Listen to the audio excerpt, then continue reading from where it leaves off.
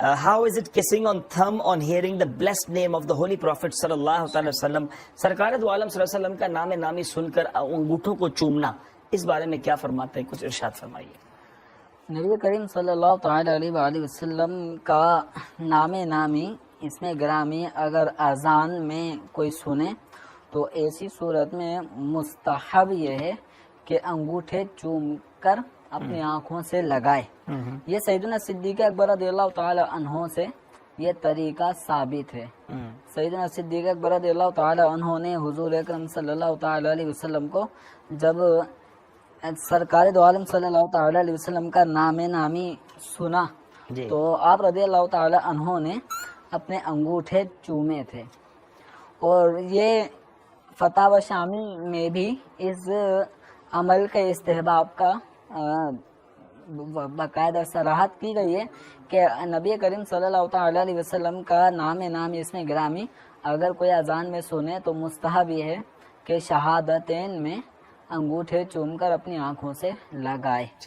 اور اس میں یہ فضیلت بھی احادیث میں وارد ہوئی ہے کہ جو اس طرح حضور اکرم صلی اللہ تعالی علیہ وسلم کا نام سن کر اذان میں اپنے انگوٹھے چوم کے آنکھوں سے لگاتا ہے تو اس کی آنکھیں دکھیں گی نہیں۔ سبحان اللہ، سبحان اللہ، تو کتنا پیارا یہ عمل ہے۔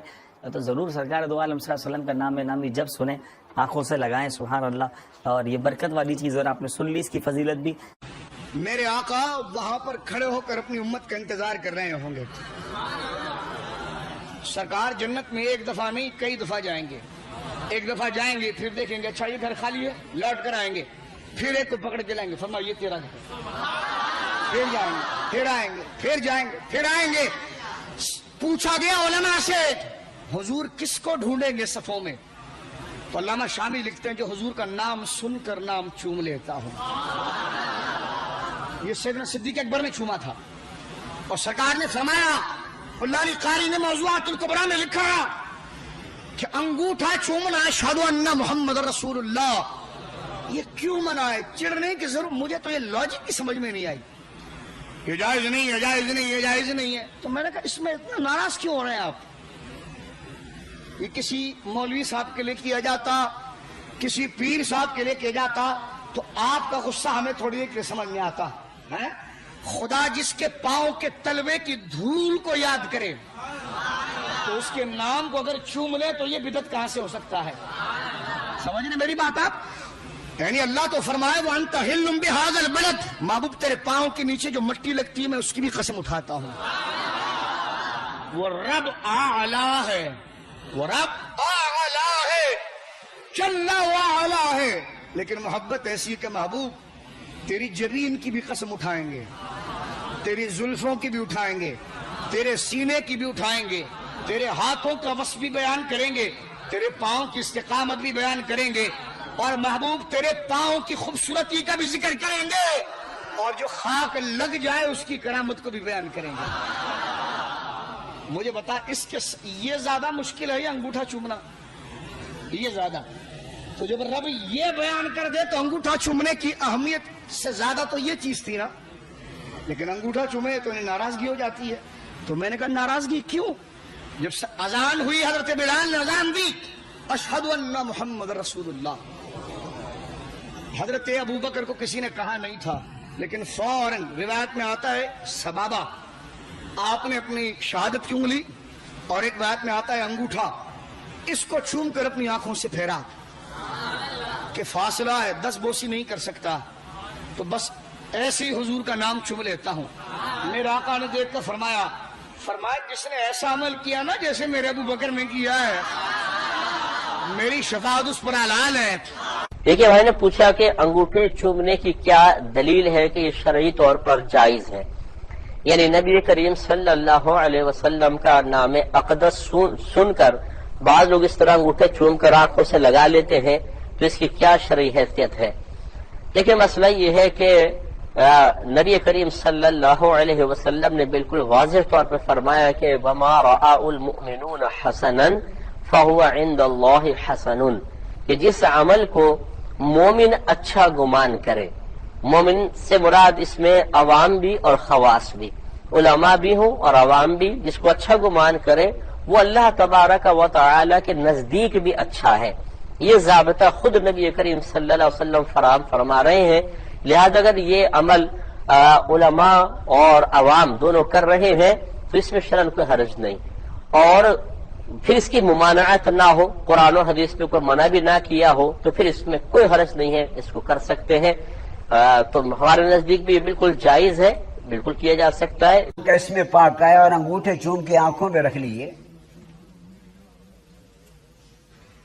انگوٹھے چوم کے آنکھوں پہ رکھ لیے، تو یہ حدیث ضعیف ہے، موضوع نہیں ہے، لا اصل لہ نہیں ہے، ضعیف ہے. یہ 1970 کی بات ہے، میں بی اے کر رہا تھا، تو اس موضوع پر میرا یہ پہلا زمانہ مناظروں کا ہوتا تھا، وہ گزر گیا. طالب علمی کا ایک جوش ذوق ہوتا تھا، پھر وہ پرانی باتیں. تو تقلیل ابامین حضور کے اسم پاک پر صلی اللہ علیہ وسلم پر انگوٹھے چوم کر آنکھوں پر رکھنا، اس پر ایک مناظرہ ہو گیا. کچھ عالم تھے، تو 3 جج بنے علماء، اور تینوں میرے نقطہ نظر کے مخالف مسلک سے تھے.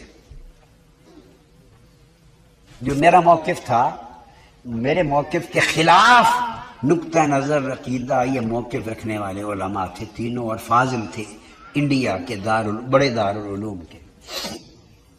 وہ جج بنائے گئے، میں نے قبول کر لیے. میں ایسے تھوڑا بے دھڑک سا تھا، ایسے ہمیشہ سے قبول کر لیے. 8 گھنٹے مناظرہ ہوا. میں نے صرف اتنی شرط عائد کی کہ یہ مولانا، وہ تو مولانا تھے تو میں تو بچہ تھا. 1970 میں تو میری عمر 29 سال تھی نا، 19 سال تھی. ہاں 51 کی پیدائش ہے میری، 19 سال میری عمر تھی، 19 سال. اور وہ مولانا تھے. میں نے کہا مولانا سے کہیں کہ یہ بھی اپنا موقف لکھ کر تحریری طور پہ ججوں کو دے دیں کہ یہ ثابت کیا کرنا چاہتے ہیں. میں بھی لکھ کر دے دیتا ہوں کہ میرا موقف، میرا مسلک کیا ہے، میں ثابت کیا کروں گا. بعد میں گڑبڑ ہو جاتی ہے، پھر ہیر پھیر ہو جاتا ہے. چٹ لکھ کر آپ کو دے دیں اور ہم دونوں پابند ہوں گے، جو لکھ کر دے دیں گے یہ عقیدہ ہے، یہ نقطہ نظر ہے، اسی کو ثابت کر دیں. انہوں نے لکھا بڑا زوردار کہ انگوٹھے چوم کے آنکھوں پر رکھنا بدعت ہے، جو یہ کرتا ہے وہ گمراہ ہے، وہ جہنمی ہے، نہ اس کا دین قبول، نہ نماز، نہ روزہ، نہ حج، نہ زکوٰۃ، وہ دوزخ کا ایندھن ہے، یہ بالکل حرام ہے، کہیں سے ثابت نہیں. ایک لمبا آدھا صفحہ انہوں نے جوش میں لکھ دیا، بند کر کے منصفین کو دے دیا.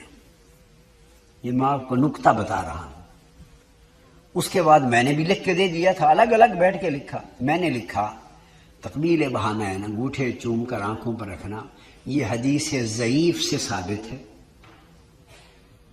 حدیث ضعیف سے ثابت ہے. اور حدیث ضعیف پر عمل کرنا فضائل اعمال میں جائز ہے. اس کی فضیلت آئی ہے حدیث ضعیف میں، اور فضائل کے باب میں اور فضائل اعمال میں حدیث ضعیف پر عمل کرنا جائز ہے. سو اگر کوئی اس پر عمل کرے اس نیت سے تو ثواب پائے گا، اور اگر کوئی نہیں کرتا تو اسے گناہ نہیں ہے کہ کسی واجب کا ترک اس نے نہیں کیا. فضیلت کا اس نیت سے کرے گا تو ثواب پائے گا، اجر ملے گا. میں نے یہ لکھ کے اس کو دے دی. جب وہ انہوں نے کھول کے دونوں کا موقف پڑھا تو وہ مولانا بہت ناراض ہو گئے. انہوں نے کہا یہ کیا لکھا ہے؟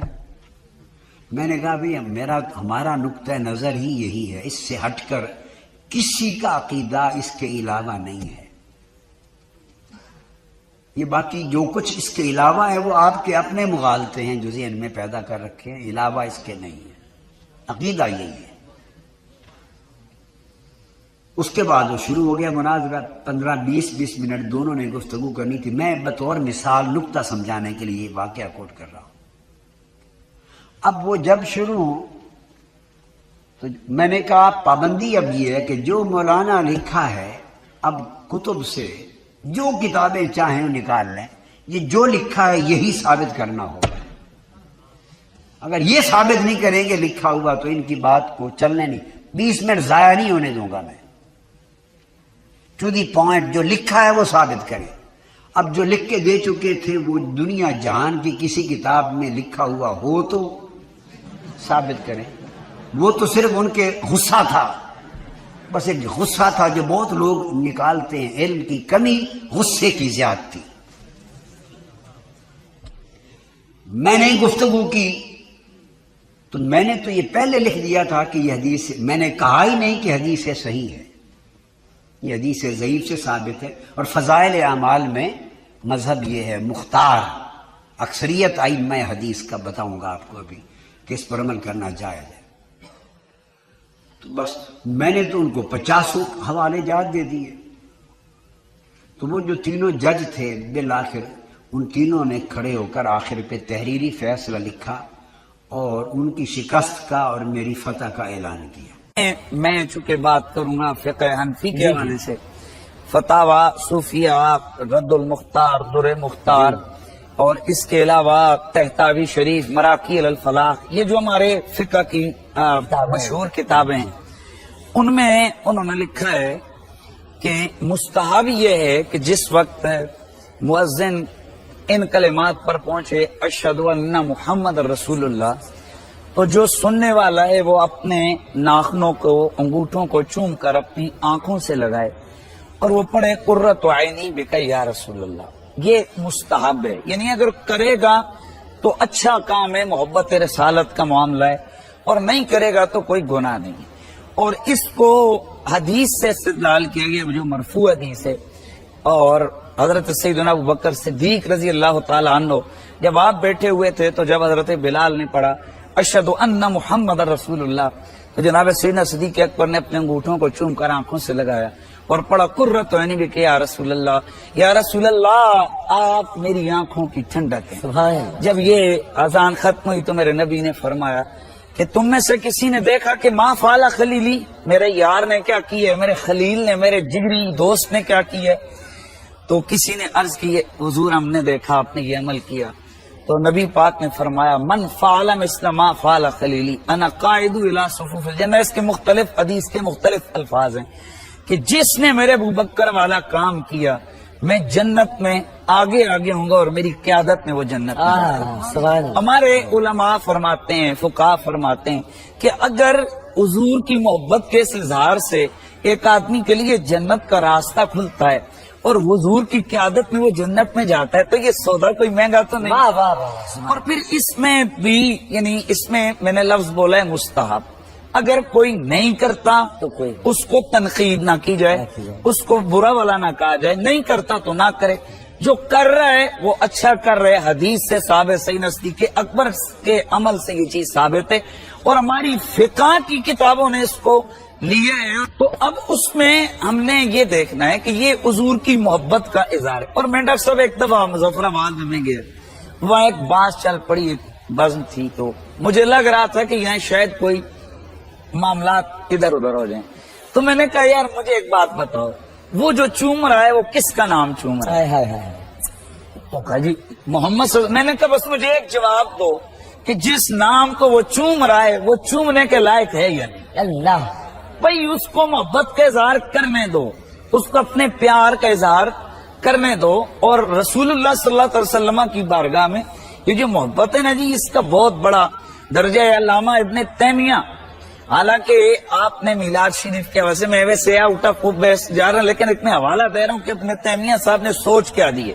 علامہ ابن تیمیہ وہ بے شک انہوں نے میلاد شریف کے حوالے سے بہت کچھ کیا، لیکن اقتداء صراط مستقیم کے اندر وہ لکھتے ہیں، کہتے ہیں بھائی اور جو رسول اللہ کی محبت میں اگر یہ عمل کرتا ہے نا، حضور کا میلاد کرتا ہے، نعتیں پڑھتا ہے، تو میں وسوق قلبی سے کہتا ہوں اس کی محبت کا عمل کبھی ضائع نہیں جائے. اللہ یعنی اتنا علامہ ابن تیمیہ نے کہا، حالانکہ انہوں نے اپنی طرف سے بہت ساری باتیں اس کے اگینسٹ بھی دلائل دی، لیکن آخر میں یہ بات کی یعنی ہم یہ دیکھیں جو محبت سے کر رہے اس کی محبت کا عمل اس کو مقبول ہوگا. پھر یہاں تو حدیث شریف ہمارے پاس ہے تو وہ سوال کا.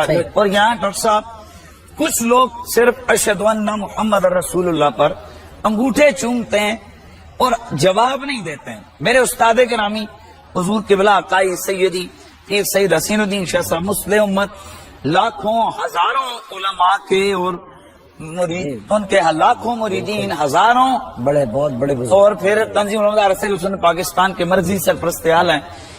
آپ فرمایا کرتے ہیں بیٹا بات یہ ہے کہ یہ انگوٹھے چومنا مستحب ہے، اذان کا جواب دینا واجب ہے. اللہ تو جتنا زور آپ اس پہ دیں کہ انگوٹھے چومو، اور بھائی اس سے پہلے زیادہ زور اس بات پہ دو کہ اذان کا جواب ہر مسلمان دے. سبحان اللہ. یعنی جب اشہد ان محمد رسول اللہ ہو تو پہلے اشہد ان محمد رسول اللہ پڑھیں، پھر آپ محبت سے جو کریں. تو یہ لیکن جو انٹرنیٹ پہ اور جو تقریروں میں زیادہ کام ہو رہا ہے نا، وہ تقریری زیادہ ہو رہا ہے، تعمیری کم ہو رہا ہے. تو وہ انگوٹھے چومنے پہ تو ایک بات ہمارے حضرت فرمایا کرتے تھے بڑی زبردست کہ بھائی نبی سے اگر محبت ہے تو کسی کے منہ سے نبی کا نام نکلا تو اس کا منہ چوم لو. بھئی یہاں سے نکلا ہے نام، یا نبی کا نام کسی کاغذ پہ لکھا ہے تو وہ کاغذ چوم لو. نبی کا نام نکل کے گیا سننے والے کے کان میں تو کان میں گیا تو کان چوم لو. سمجھ میں آتا ہے نا، کوئی کان کا بھی محمد صلی اللہ علیہ وسلم کے نام سے کوئی تعلق ہو گیا، کسی نے کاغذ پہ نبی کا نام لکھی یا کاغذ چوم لو. اب نہ کاغذ چوم رہے ہو، نہ اس کے ہونٹ چوم رہے ہو جس نے محمد کا لفظ کہا، نہ اس کے کان چوم رہے ہو جس لفظ جس کے کان میں گیا. چوم کیا رہے انگوٹھے. انگوٹھے کا اس پورے کام میں کوئی کردار ہے ہی نہیں ہے. بھائی میں اس کی مثال دیتا ہوں. آپ کا بچہ فرسٹ آیا، محبت میں آپ کس کو چومیں گے؟ بچے کو چومیں گے نا. محبت میں آپ نے اپنے ابا کو چوم لیا. آپ کا بیٹا جو ہے اس نے کوئی بڑا جدید کارنامہ کیا، اب یا تو بیٹے کا نام چومو آپ، یا بیٹے کو چوم لو، یا جو آپ کے بچے کا نام لے اس کو چوم لو. ان میں سے کسی کو نہیں چوم رہے، ستار بھائی کو چوم رہے ہو جو سامنے کھڑے ہوئے جن کا اس سے کوئی تعلق ہی نہیں ہے. تو لوگ کہیں گے بھائی کیا ہو گیا، کوئی لاجک نہیں بنتی. اس لیے ہم کہتے ہیں لاجک نہیں بنتی. پھر بھی اگر آپ کو اس میں لگتا ہے کہ نہیں آپ کو لاجک نظر آتی ہے، نہیں ہم چومتے ہیں، ہم چوم لے، کوئی بھی حل نہیں. نہ چومنے والے کو بس برا نہ کہیں، اتنا ہمارا مطالبہ ہے کہ جو نہیں چومتا اسے یہ نہ کہیں کہ اس کے دل میں نبی کی محبت نہیں. جو چوم رہا ہے اسے چوم لیتے ہیں، ٹھیک ہے بھائی. اظہار محبت کے مختلف طریقے ہیں، کوئی کسی طریقے سے. فقہ حنفی کی ایک مشہور کتاب ہے در مختار، اس پر حاشیہ لکھا ہے ابن عابدین شامی نے، جس کو فتاوی شامی بھی کہا جاتا ہے اور رد المختار بھی کہا جاتا ہے. در مختار، مختار میں خے ہے خرگوش والی، اور رد المختار میں شے ہے حلوائی والی. رد المختار یہ اس کا رد نہیں ہے، رد المختار یعنی در مختار پر جو اعتراضات کیے گئے ان کا رد انہوں نے کیا ہے. اور یہ فقہ حنفی کی متفقن علیہ کتاب ہے. بریلوی اور دیوبندی مکتبہ فکر کے علماء اس کتاب کو پڑھاتے ہیں، بلکہ یہ ان کے نزدیک امام حنیفہ رحمۃ اللہ علیہ کے بعد جو چند بڑے علماء ہیں ان میں سے ابن عابدین شامی بھی. اس میں انہوں نے لکھا ہے کہ جب مؤذن کہے اشہد ان محمد رسول اللہ تو انگوٹھے چوم کر آنکھوں کو لگائے جائے اور پڑھا جائے قرۃ عینی بک یا رسول اللہ. اے اللہ کے رسول آپ میری آنکھوں کی ٹھنڈک ہے. آپ آنکھوں کی کیا، ہمارے دل کی، ہماری ایک ایک رگ کی ٹھنڈک ہے. اس میں تو کوئی دوسری بات ہی نہیں ہے. اور دوسری طرح پڑھا جائے صلی اللہ علیہ یا رسول اللہ. اب یہ فقہ حنفی کی متفقہ کتاب میں یہ مسئلہ لکھا ہوا ہے، لیکن ظلم کی انتہا ہے کہ دیوبند مکتبہ فکر کے علماء جو ہیں اس کو بدعت کہتے ہیں، حالانکہ پتہ ہے ان کو کہ یہ ہماری کتاب میں لکھا ہوا ہے، لیکن چونکہ بریلوی کرتے ہیں وہ ذہن میں آگے ہوئے. وہ کہتے ہیں نہیں جی وہ تو ضعیف روایت ہے، تو خود پوری فضائل اعمال سوائے چند حدیثوں کے ضعیف ہے. تو وہاں کہتے ہیں جی ضعیف حدیث فضائل میں لے لینی چاہیے، تو فضائل میں انگوٹھے چومنے والی حدیث بھی پھر لینی چاہیے. 2 نمبر پالیسی تو نہ رکھیں، تو بریلوی چومتے ہیں اس لیے نہیں لینی. یہ ساری فرقہ واریت کی لعنت ہے. فضائل اعمال کا دفاع کریں گے جی ضعیف حدیث فضائل میں ہے، تو بھائی اس کے فضائل میں کم از کم 5 حدیث ہیں، چلے ساری ضعیف ہیں لیکن آپ کے لیے ایکسیپٹیبل ہے. سیدنا ابوبکر صدیق سے روایت ہے کہ آپ صلی اللہ علیہ وسلم نے فرمایا جس شخص نے انگوٹھا چوم کے آنکھوں کو لگایا اور یہ دعا پڑھی قیامت والے دن میں اس کی شفاعت کروں گا. روایت ضعیف ہے لیکن فضائل پہ ہے، لے فضائل مال میں ڈالے اس کو. وہ نہیں ڈالیں گے کیونکہ بریلوی کرتے ہیں، بریلویوں سے ان کی دشمنی ہے. مسئلہ کتاب و سنت کو ماننا نہیں، مسئلہ ہے فرقہ واریت.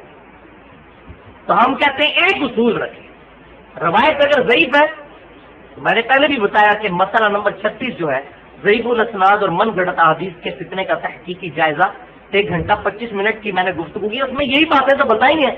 صحیح مسلم کے مقدمے سے امام مسلم رحمہ اللہ نے واضح لکھ دیا ہے کہ نہ ترغیب اور ترہیب میں لی جائے گی ضعیف روایت، اور نہ دین کا کوئی مسئلہ نکالنے کی. ترغیب اور ترہیب میں ملی ہوئی ہے. ترغیب یہ ہے کہ نیک امال کی ترغیب دلانا اور ترغیب برے امال سے ڈرانا. جیسے فضائل مال میں وہ من گھڑت روایت لے کے آئے ہیں کہ ایک نماز چھوڑ دی تو 2,86,00,000 سال دوزخ میں چلنا پڑے گا. اللہ معافی دے، من گھڑت روایت. وہ جی کہتے ہیں اس لیے بیان کر رہے ہیں تاکہ لوگ ڈر جائیں. صحیح مسلم کے مقدمے میں واضح یہ چیز موجود ہے. یہ آج ہماری باتیں نہیں ہیں، یہ صرف کتاب و سنت کے منہج پر چلنے والے لوگوں کی باتیں نہیں ہیں، یہ شروع سے باتیں لکھی ہوئی ہیں. اب صحیح مسلم کسی نے کھول کے پڑھے تو تب پتہ چلے نا کہ اس کے مقدمے میں کیا لکھا ہوا ہے. لہٰذا یہ انگوٹھے چومنے پہ بھی حدیثیں موجود ہیں، اور سلسلہ احادیث ضعیفہ جو ہے شیخ البانی رحمہ اللہ کا، اس میں 73 نمبر حدیث ہے، اس کی وہ سند لے کر اس پہ انہوں نے پوری بحث کی ہے.